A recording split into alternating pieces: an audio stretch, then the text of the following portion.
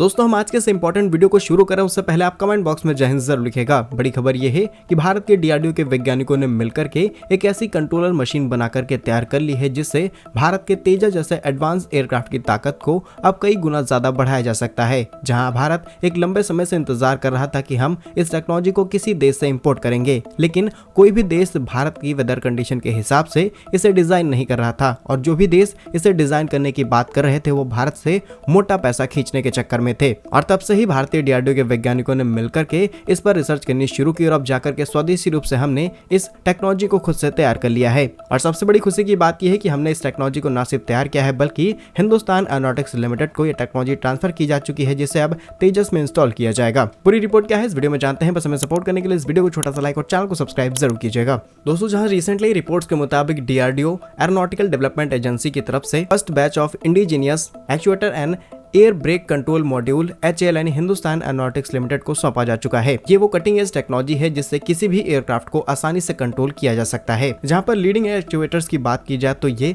अत्याधुनिक उपकरण विमान के लीडिंग एजेस पर लगे हुए स्लैट्स को कंट्रोल करते हैं। वहीं स्लैट्स विमानों को कम गति और अधिक लिफ्ट प्रदान करते हैं जिससे खासकर किसी भी एयरक्राफ्ट को लैंडिंग और टेक ऑफ के दौरान बहुत ज्यादा मदद मिलती है। और दूसरी टेक्नोलॉजी है एयर ब्रेक कंट्रोल मॉड्यूल। इसे एयर ब्रेक के मदद से हवा में ही रेजिस्टेंस को इंक्रीज करते हुए किसी भी एयरक्राफ्ट को आसानी से कंट्रोल किया जा सकता है। ये दो टेक्नोलॉजीज हैं जिन्हें भारत की वेदर कंडीशन के हिसाब से डिजाइन किया गया है। अभी तक हम जिस भी देश से इस टेक्नोलॉजी की बात कर रहे थे वो भारत की वेदर कंडीशन के हिसाब से इसे डिजाइन नहीं कर पा रहे थे क्योंकि हमारे देश के अंदर आपको एक्सट्रीम कोल्ड और एक्सट्रीम हॉट टेम्परेचर दोनों ही देखने को मिलेगा और हमें अपने एयरक्राफ्ट हर तरीके की कंडीशन में उड़ाने हैं, जिसलिए हमें इसे खुद से ही तैयार करना पड़ा। रिपोर्ट्स के मुताबिक HAL को सौंपी गई इस टेक्नोलॉजी को सबसे पहले लड़ाकू विमान तेजस MK-1A के अंदर इंस्टॉल किया जाएगा। और डीआरडीओ सिर्फ यहीं पर नहीं रुका है बल्कि और भी कई ऐसी टेक्नोलॉजीज पर काम शुरू किया जा चुका है जिसके बारे में अगले 1 से 2 महीनों में रिपोर्ट्स भी रिलीज कर दी जाएंगी, जिससे हमें भी ये पता चल जाएगा कि डीआरडीओ अब और कौन सी नई टेक्नोलॉजीज पर काम कर रहा है। अच्छी बात यह है कि ओवरऑल इससे हम अपने लड़ाकू विमानों की ताकत बढ़ा पाएंगे, उनके कंट्रोल को अच्छे से कंट्रोल कर सकते हैं और भविष्य में जितने भी फाइटर जेट एंड एयरक्राफ्ट हम तैयार करेंगे उनको आसानी से इस टेक्नोलॉजी के साथ इंटीग्रेट किया जा सकता है। क्या कुछ मानना है डीआरडीओ के वैज्ञानिकों की इस नई डेवलपमेंट पे आपका कमेंट्स में जरूर बताइएगा। भारत कैसे ही यूजफुल इन्फॉर्मेटिव वीडियोस पाने के लिए इस वीडियो को छोटा सा लाइक और चैनल को सब्सक्राइब जरूर करें। वंदे मातरम, भारत माता की जय।